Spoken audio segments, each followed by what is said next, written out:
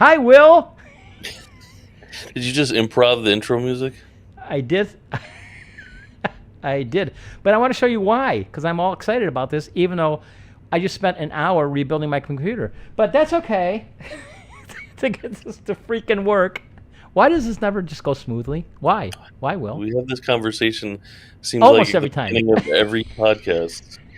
Something went wrong again. No way, you don't say. Really? It's Again? Every time. unflaming Every believable. Okay, so let me show you what I'm doing, and then you're gonna. Here we go.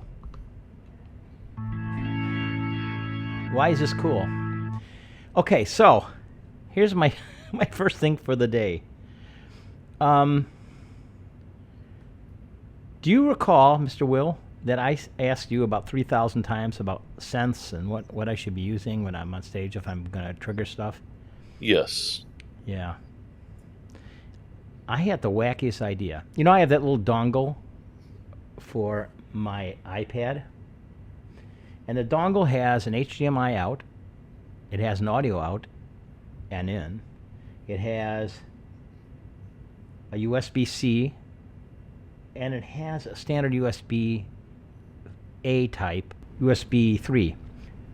And I had the wackiest idea, and I frankly am stunned. I am absolutely stunned that it's working. I decided to put my Fishman pickup USB dongle in that USB port, and lo and behold, it sees it as a MIDI device. What? What? Wow. How cool? iPad. Wow.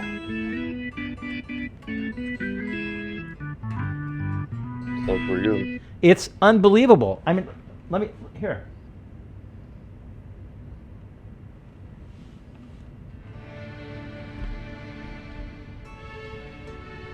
I have to play this part in the song.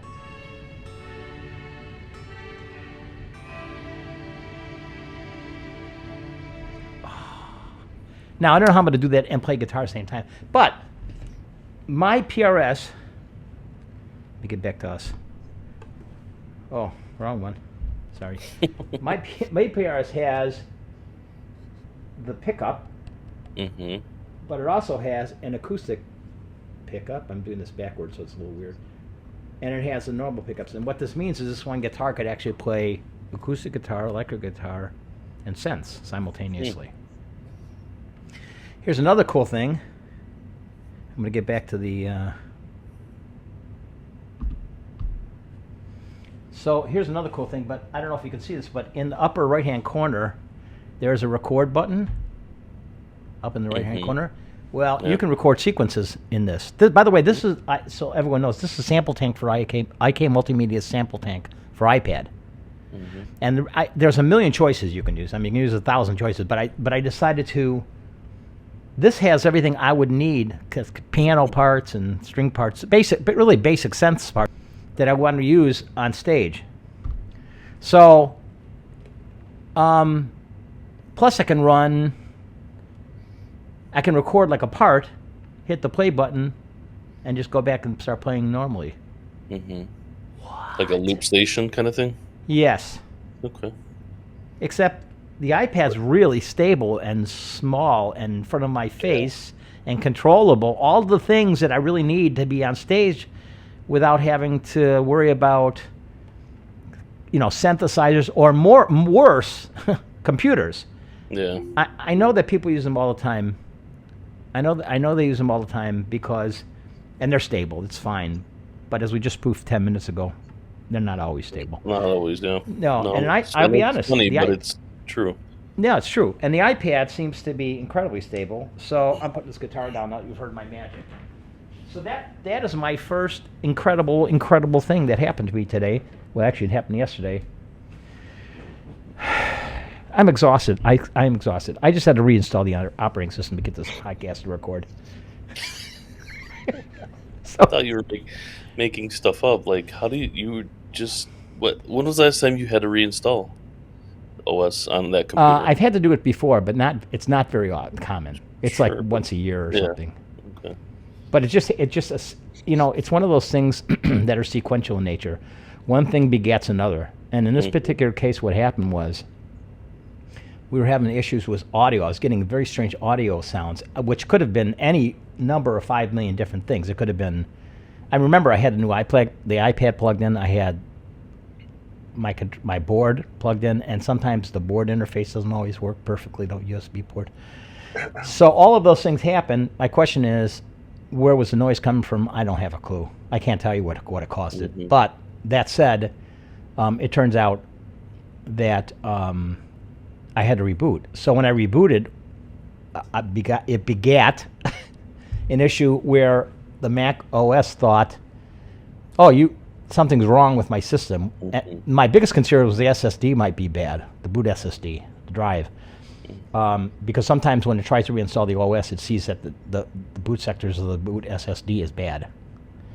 In this particular case, it wasn't that, thank heavens, but instead, something was awry, and it kept going it went into stupid mode where it kept continuing to try to reinstall the OS.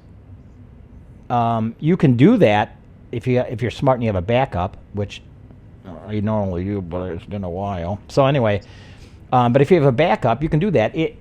I have not. I'm going to be honest with you. I've done this maybe 10 times, and I've never had it lose anything when it did it. Mac OS. So when it's doing this, the first thing it does is look if your drive is set up correctly, especially with the new operating system, the last 2 operating systems, it will automatically make a small boot partition in your boot up drive that actually contains the OS, and it will try to install from there. However, if it doesn't do that, Mac OS is smart enough to go online, connect to Apple, and then know that what's the operating system that it's identified you have on your machine. It will then go connect to Apple servers, download the OS, and install it from the web. And I don't know which one it did, because I'll be honest with you, it happened pretty quickly. It was like 20 minutes and it was rebuilt. So I'm assuming that it did find my boot sector. This is all assuming that you have the thing connected to the internet. So anyway, I don't know which one happened, but it seemed to happen pretty quickly. Then it reinstalled the OS, and then once Mac OS reinstalls itself, it then says, okay, now I can boot normally, the drive's okay. And so it went out of that loop. And I was trying all sorts of things to try to get out of the loop prior to that, but maybe there was just something wrong that maybe it needed to be installed. I don't really know that much about that part, but I will say that it's been reinstalled, and we're now running an hour and a half. Very long. We were supposed to start an hour and a half ago, though. Sure, but I'm not complaining, given the longest part of it. The troubleshooting was the longest part of it. Yeah. Anyway, we're back unbelievably after that, and after my wonderful vacation where I got to see you and a bunch of other friends, and I might have overly, let me see how I say this, might have been overly active in the beverage department, and certainly the food department. I was so mad because I lost 20 pounds. I gained like 11 pounds or something back. Oh, wow. But I must have pooped it all out because I'm okay now. That's funny. So I'm back down in Florida. Oh, and of course the best part is a couple things. First, I went ziplining, which is insane for a person my age. Second of all, I survived, but I came back just in time for a hurricane. So excellent. Pretty big one, but it narrowly avoided you. Yeah. I don't. It's so weird. It is so weird. It was supposed to hit like directly over Tampa, but it seemed to swing around it. Yeah. I mean, I didn't follow it, but I looked at it and I was like, oh. Yeah, what made it worse is we were on the east side of the hurricane, and when you're on the east side of the hurricane, that's where all the spinning stuff is. So that's where your worst rain it rained for a few hours. That's good. A couple of times and went away. Oh yeah, we're lucky. I don't know that everyone else was, but I think we were. Mm-hmm. So that's our introduction to today's show. But I have lots of other things, and some of which I really need you for, because I have some real questions about something that I think you are the master of. I started researching, can you use the triple play with iOS? So it really worked, frankly. Yeah, that's surprising. That's really surprising. Really surprising. Now, I don't know if it has something to do with the iPad Pro or not, but I don't think so. It works fine. There's one other thing I should tell you about, which is interesting. there's several inputs that you have when you're recording with Ecamm, and I never noticed until today that there was a pull-down menu. And if you click on the pull-down menu, you can select from any of the recognized audio inputs into your Ecamm audio feed and switch that track to that device. Because right now, it's coming from the audio interface. Oh, this is another confusing thing. I should explain from the beginning. Okay, so to get the sample tank thing to work, you can't plug in. Remember, do you recall a couple weeks ago, maybe 3-4 weeks ago, when I plugged in the iPad and I couldn't get audio and video at the same time? Yes. Yeah, so I found out why. If you have if you have an HDMI connection to feed the video in, guess where the audio goes? To the HDMI connection. HDMI, yeah. So I was trying to get the audio come out of the interface, the audio interface for the iPad, and it wouldn't work because it switched over. And it's not like Mac OS where you can just switch it over. I wish there was some way of rerouting it. Like, I need loopback for iPads. But anyway, let me show you this. This is the ATM switcher software. Okay? Okay. And here's the thing that's interesting about it. Under the audio selection, you can see that these are all the audio feeds coming from any camera that's wired into the switch, the video switch. Okay. And this is the iPad. They're all turned off by default because otherwise you'd have camera feeds from everything. You'd have audio coming from every camera. Okay? But I turned on iPad. The one I labeled it iPad. But anyway, I turned it on. So when I play something, let me...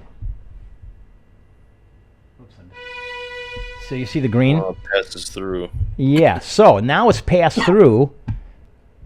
When I play the keyboard, what happens is that audio is played through Ecamm and therefore allowed to play through the system. Mm-hmm. And you can switch. So because of that, this is probably confusing the heck out of everybody today, including myself.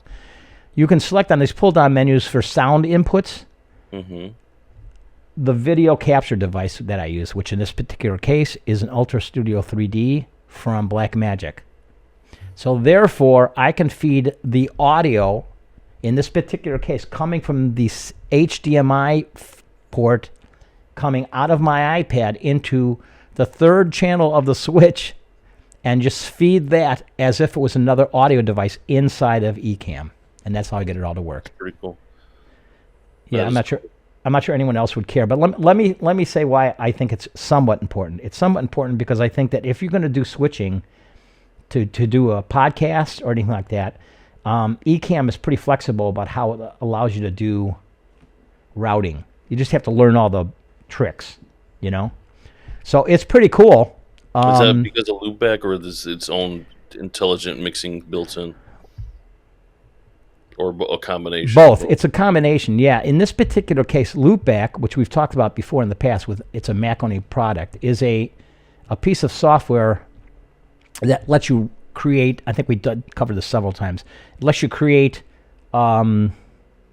virtual audio devices out of applications, out of physical hardware, stuff like that, and route it anywhere else. The cool part about Ecamm is Ecamm recognizes any device you create as a valid audio device. And so does the rest of the OS. I mean, I've run into very few programs that don't let you do that. I mean, Logic does it, and Final Cut. They all see it as an actual device, which is one slick thing because it allows us to do everything we're doing. So yes, in a way, you are seeing the feed coming from Ecamm, but Ecamm itself saw the physical hardware of the video capture device as an audio device as well. So I don't think I really needed loopback to get that function. Okay. Okay. That's my triple bass story. I'm done with it. I'm going to let you talk soon because you have way more to say about this than I do, I think. But I have to say something interesting about Behringer, who is going crazy. How did you did it again, you son of a gun. You did it. I have. What did Okay, I go did? ahead. I Maybe I know what didn't. you're doing. No, you Maybe did. the System 55. Oh no. See, no. So they released. This is really unbelievable. I don't know if you remember what the Moog 15, 35, and 15, 25, and 55 is, but it's the gigantic Moog real size modules that were originally used by Keith Emerson and stuff like that, and they reissued those things. Well, guess what? Guess what Behringer did in a 500 series, in a Eurorack series version. They just released the System 55, and it's freaking cool. It's really cool. So you can go and buy. I don't know what it costs yet because it's not out yet. But they started by releasing module after module, but now they have a whole series of modules and they got a rack to support it. It is really cool, and I can't wait to see what it's like. So it's called the Behringer System 15, 35, 55. That's it. So do some research. If you're a synth freak, you'll love this because this is really something. This is similar to what I had to talk about, and okay. What I'm going to start out with is the Roland TR 606, which is a drum machine, very early 80s. The dramatics or the computer controlled, and it had I want to say it's one of the earliest step sequencers out there, and has some unique sounds. 606 led to the 808 and newer stuff, and there's just some classic sounds that you like. It just reminds you of the 80s, I guess, 80s pop, 80s, whatever. So Behringer decided they were going to release what's called a RD6. Okay. Which is very similar. You'd think it's not a complete ripoff. However, have you looked at the two side by side? Yeah, they're identical. They're literally identical. Even there's note accents for the timing signatures of each step. Behringer even recreated that. All the buttons and the knobs are in the same places. And they didn't just stop there. There's also what's called the TB303 from Roland, which was a bassline module, similar design, but made more for playing bass lines electronically. And they brought out the TD3. And it has the keys set up the same. Not the keys, but the buttons laid out like an octave on a keyboard.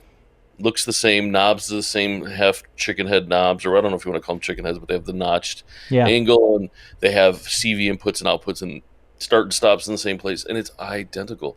But really? the problem, which is fine, we've known Behringer to do this before. When Mackie released the Onyx, they released the Xenix, but this is eerily similar, like an exact mirror copy. I guess maybe these parts are so old they can't copyright. Roland doesn't have any way to stop Behringer from doing this, because I would imagine that they would have to go through a legal department. As big as Behringer's become, I would imagine they'd have to run this through the legal department. But the cool thing is, you can't find TR-606s a lot anymore. No. Originals are going for $600, $700, $900 depending on the shape they're in, and that's unless you're a hardcore vintage synth junkie. I'm not going to spend that, but a TD3 is $109. Yeah. Isn't that crazy? An RD6 is $159. Yeah. You can't even get I don't know if they still make it. An Alesis SR16 was one of the most basic drum machines we sold. Yeah, and those were, I want to say, over $150-$160. Yeah, and just this is actually pretty cool. Yeah. Although I don't understand how Behringer did it or got away with it. Maybe, I don't know. I would do a little more research. But another cool thing is they come in, I want to say 8-9 different colors. Really? Red, translucent orange. So they're like a plastic covered see-through. Then they have a regular red, black, yellow, blue, translucent blue, green, purple. Like any color you can imagine they have. And then it coincides with your System 55. They didn't change the name. They call it the same name. I know. It's unbelievable. It's unbelievable. I don't. On the ARP 2600. I don't know. Maybe they made deals with these companies, some licensing rights. I don't know. Maybe. I have to research that a little bit better. But they have just dropped a whole new arsenal of vintage synth remakes for really good prices. So I'm definitely gonna check out these things and see. Look, check out some reviews and videos Yeah. and see how do they Yeah. keep up with the originals, because that's Well, my experience because I had several cents before I decided to sell them, but my experience with the Behringer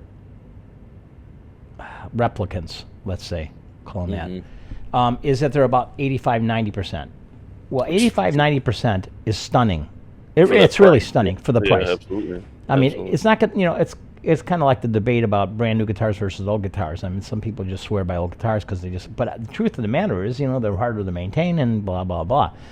These things are, some of them are at a price that, I mean, I hate to say it, but they're almost throwaway. I mean, it's insane. I mean, $100 here, $300 there. I mean, it sounds like a lot, and it adds up, and especially, if you're not making a lot of money off your music. But the truth of the matter is, you can get 90% of something for, I don't know, wouldn't you say it's like 25% of the cost?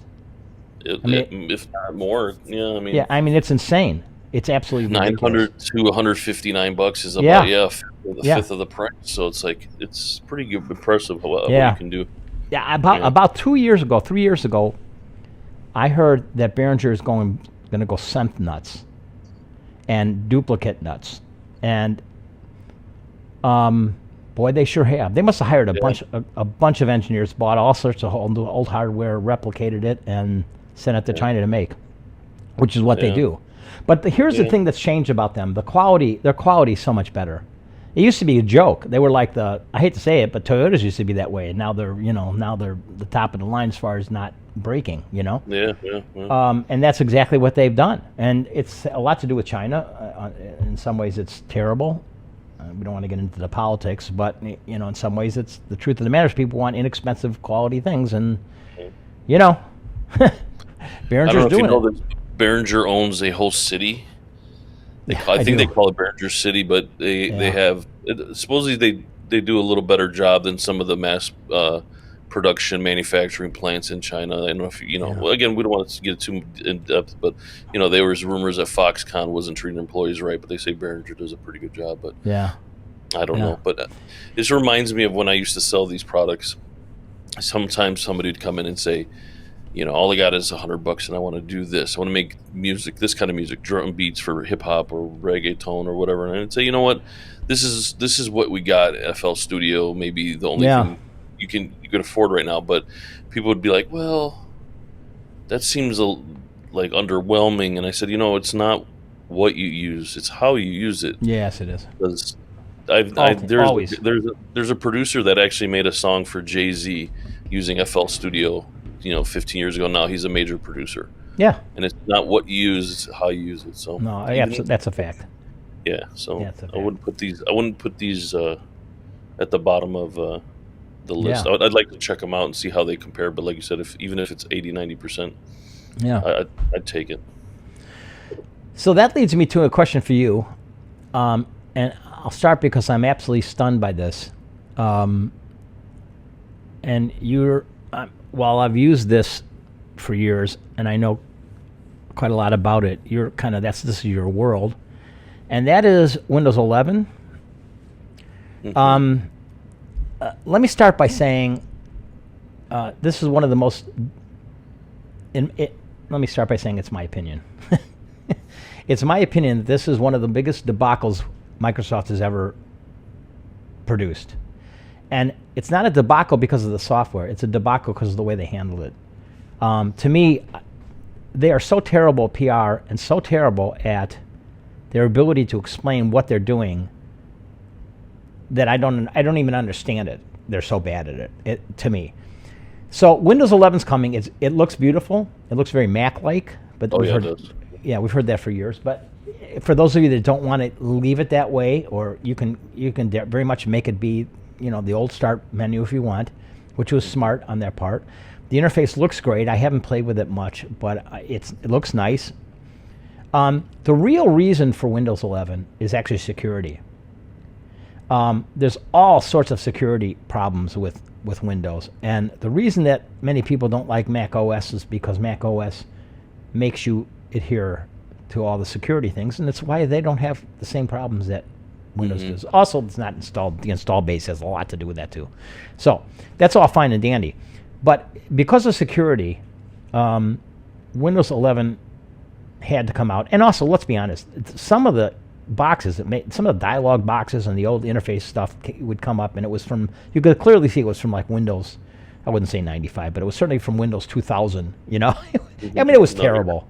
Yeah, it was just, it was terrible, inexcusable. There was like 2 or 3 sets of interfaces by the latest revision of Windows 10. And I like Windows 10. I'm not complaining about Windows 10 at all. I'm just saying, here's the thing that somehow Apple does that Microsoft just can't do it. I don't know how they do it. When they force people to come along with something that has to change, Microsoft's way in the past of dealing with it is by basically just not doing it, letting everybody else, all the legacy stuff, just run. The problem is you can't do this anymore, and that's why 11's here. It's a security problem. It will leave millions, in my opinion, of PCs behind. Millions of them. You will not be able to run Microsoft Windows 11 on these on old PCs at all. Now, what's even scarier is that if you don't have what's called I don't know what it stands for, but TMP2 chip in your motherboard, you cannot run it.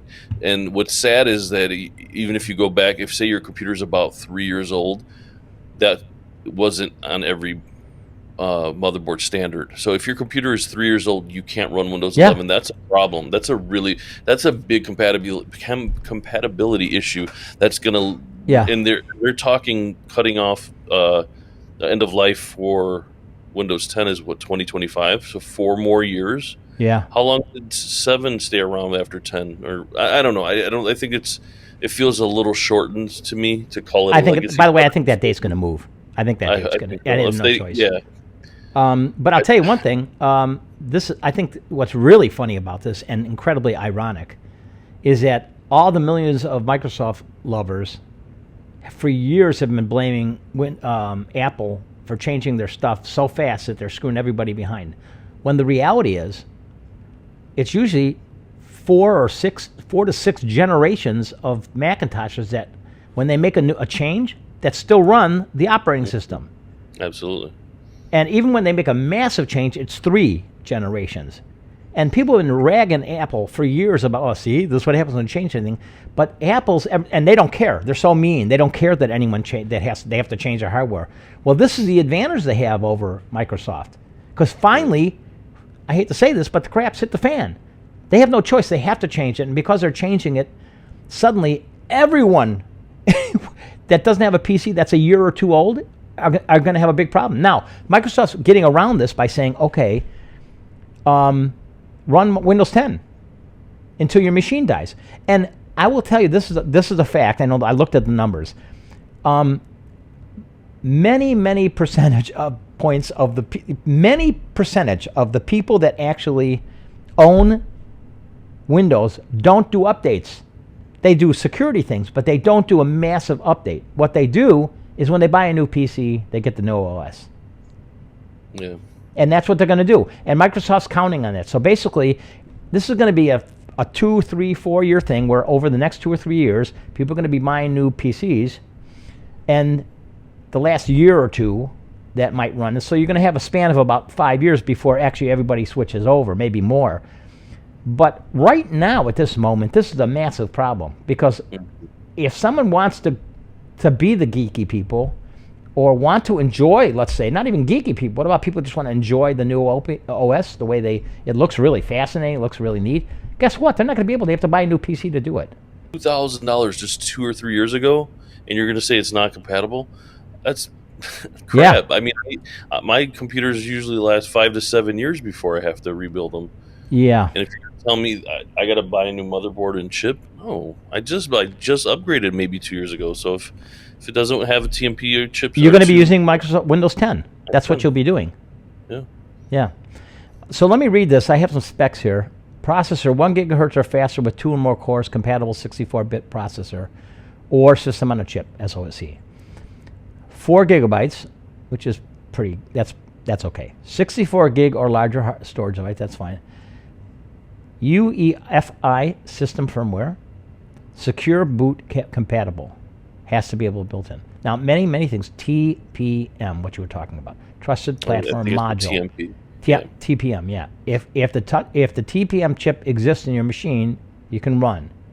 Now, that might have been in more motherboards than people think. I have not even looked at my motherboard recently. Mine would be a perfect example of falling into the realm of possibility of never running Windows 11. Yeah. Direct compatible DirectX 12. Display blah, that doesn't matter. Those are the. Most of that makes total sense though, because yes, all those but are pretty minimal yes. for computers that are at least 5 to 7 years old. Right, but then they start doing weird things because there's all this custom stuff and things you have to do. It's not a situation where if you have Windows 10, Windows 11 will run. That's not going to happen. Oh, right. And that's really the issue with them. So my question to you is, what do you think of this? Because I mean, is this a mistake? Is this the mistake I think it is? Yes, I'm worried about it. Yep. Again, my computer's maybe 2 years old, and fortunately, I'm not using a PC as much anymore, so it may not affect me as it would have maybe, 6 or 8 months ago before I made the jump to Mac. But I would have been pissed off if you're showing me this. Oh yeah, and we're not even, here's the kicker. We're not charging for it. All of a sudden, they don't care anymore. They're not charging for the OS. It's free. It's free to everybody, right? But then I can't have it because my computer's 3 years old. I'm not gonna go buy another $800 whatever plus worth of hardware because I'd stick with Windows 10, but eventually the support's gonna run out for that, and I would be pissed. Yeah, but I guess it's a big mistake. I guess they think that like a Macs, home version and a pro version. The home version can run without a TPM chip, but you're going to miss a lot of security features. We don't recommend it. If you want the pro, we want the extra security, then you're going to have to get new hardware. Okay, maybe that's an option. Yeah, but I think their thought is Windows 10 is the home, Windows 11 is the new, and just live with Windows 10 until your machine dies. When you buy a new machine, you'll get 11. It'll work. I think that's their theory. I guess you're right. You're right, but that's crappy. Well, it's crappy for the people. Let me tell you who it's not crappy for. It's not crappy for the millions of people that get email and don't care about this stuff at all. It's crappy for the people that are a little more geeky. It's crappy for the people that want a nice new interface to make their PC feel new, but they then have to go buy a PC to make that happen. That's what it's crappy for. Yeah. So, I mean, Mac's doing the same. Apple's doing the same thing. The new OS was just announced. As usual, I can't change my OS. This may be the first time that I've actually not been able to update for 2 generations on my audio video machine because it's so crazy with audio device drivers and stuff like that, not keeping up with the operating system. But for the most part, Apple does it in 5 to 10 year periods where they say, listen, somewhere between 5 and 10 years, your Mac's not going to run this new OS. Mm-hmm. And I'm okay with that. Yeah, I am too. That number, that's what I expect. Sometimes I get more, sometimes I get less. Yeah. Sometimes something craps on me, I get it. But for the most part, I'm happy with 5 years. If you tell me that's all it's going to last for what I spend on building a PC, $800, $900, 5 years is okay. 7 years is good. I like that in the pocket. But if you're telling me my 2-year-old PC is not compatible, that's crap. That's bad. That's BS. How long have they been working on this? Before they're not beta testing it, but it's already. Oh no! This has been they've been working on this for years. So why would it only work with hardware that's 2 or 3 years old? But here's not an odd, but I guess this is based on gamers. So Steam does a survey. Steam is the game company. They sell video games. Yep. A lot of it's like an iTunes store or whatever for video games. And can you guess what the most popular operating system is? No brainer. Windows. But guess what percentage of users are using Windows 10? 30%. almost 91% of users on Steam are using Windows 10. I thought they might be using it even earlier, but I guess 10 makes sense. Yeah, no. I would have thought the number would have been a little bit lower than that, 75, 80, but 90%, over 90% of So that's users. the thing about, so those guys are going to be, and gamers, by the way, are relatively geeky. Yeah, and you're younger. A guy that's got the most popular video card is a GTX 1060, which is 3 generations ago. So how many years is that? 5, maybe longer? Especially with the prices of video cards, graphics cards right now. The market is double the price. You're paying $1,500 for a $700 video card. Nobody's going to want to buy all this new hardware, right? Especially gamers. You're right, absolutely right. So I think this is a kind of a bad move and bad taste. And I don't know if they're getting enough, not publicity, but enough feedback yet. They're getting feedback. People are going nuts. They are, but I don't know if they're getting enough for them to change anything. But they're not going to. No, they're not. Well, I don't. We'll see. I don't think so. Yeah, we'll see what their strategy is. There's an app that they released that checks your hardware to see if it's compatible. Oh, they do? Okay. And then there was a problem with the server. You couldn't get the app. I'll run that for next time and give you the feedback. Okay. PC Health Check, it's called. Okay. Oh, my God, right? I need more... My brain's going to explode. I know. Yeah, I thought, I was debating whether I was going to have anything today because I just got back from the trip, and suddenly when I got back, I had all this stuff I had to do, and I had to go do a shoot, and it was absolutely insane. And I wasn't sure, but I was also not sure because I didn't think I was going to have enough information that would have been news. My brain hurts. It's like I'm not even covering half the stuff I really wanted to cover. So, yeah, my brain works in strange ways. I'm supposed to be having fun because today's my birthday and I'm not doing anything about it. What am I doing? I should be drinking. You should be drunk already, yeah. Yeah. Well, I have some friends coming over. Maybe that'll help. One more thing. Did we talked about Loop Deck, right?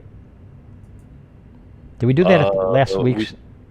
No, we didn't. You had it with you, but I don't think we talked about it. Yeah, so here's my new Loop Deck CT. I don't know if you can see it. Pretty slick device. I like it. I can't. Oh, there. There. That's a little shiny. There you go. Anyway, it's very slick. It's very small. This desktop got incredibly small because it wasn't. I had all these things on my desk, or am I controlling where my keyboard is? And it was awful. I couldn't work on it. I had to go all the way over there to do this. I had to go all the way over there to do this.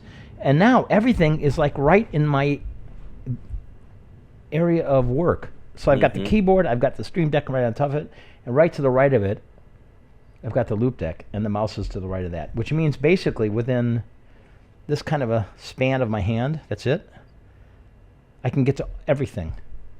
And I tested it. I did some editing.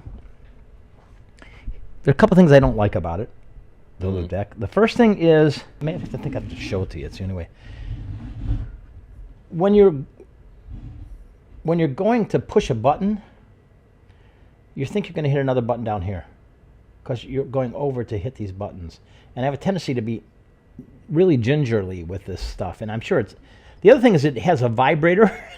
Sounds weird, but anyway, when you push a button, it vibrates. It goes to let you know, yeah, you've actually touched that button. Not the button, the screen, the touch screen part. Ooh, it vibrates. It's very strange. Let me see if I can make this listen. Pretty cool. So you get haptic feedback from it. I think it's because I'm afraid I'm going to push the wrong button. Oh, listen, I can hear that.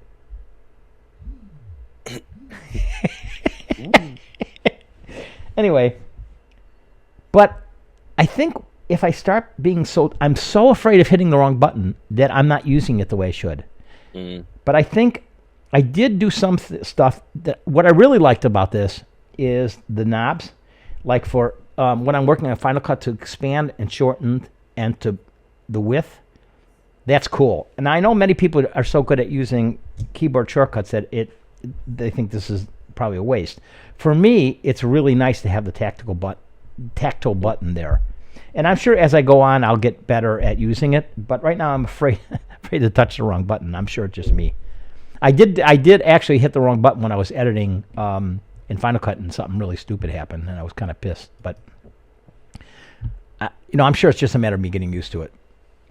So I like it. It's really neat. It's, I think, in my opinion, incredibly overpriced. I think it's $250 over. It should be half the price it is. It's very expensive. I think $500 is too much for this box. No. If it was $350, okay, maybe $3 or $350. Okay. But it's cool. It does work, and it's pretty neat. And the other thing is the other thing about it is it completely you can make it do anything. I mean, it's the interface, the software interface allows you to configure this thing. You can remap every button 5 times if you want, 1,000 times. I mean, it's ridiculous. You can make so many. But the problem with that is if you have layers on layers on layers, what happens is you just don't use them. You just don't. It's faster in many ways just to use keyboard shortcuts.